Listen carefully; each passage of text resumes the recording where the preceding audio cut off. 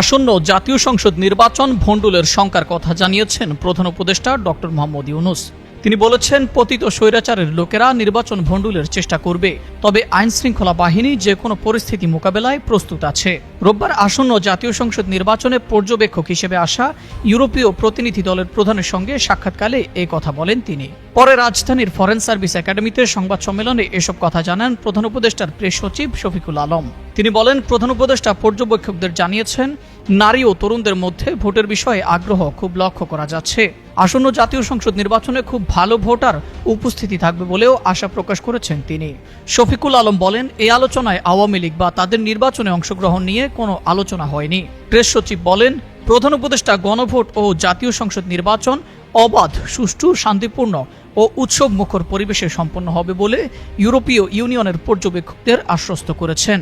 শফিকুল আলম আরও বলেন, ইউরোপীয় ইউনিয়নের পক্ষ থেকে নির্বাচন পর্যবেক্ষক মিশন পাঠানোর জন্য ইইউকে ধন্যবাদ জানিয়ে প্রধান উপদেষ্টা প্রত্যেকটি রাজনৈতিক দলের জন্য সমান লেভেল প্লেয়িং ফিল্ড থাকবে বলে জানিয়েছেন। তিনি বলেছেন, বাংলাদেশের গণতান্ত্রিক উত্তরণের জন্য একটি সুষ্ঠু নির্বাচন গুরুত্বপূর্ণ।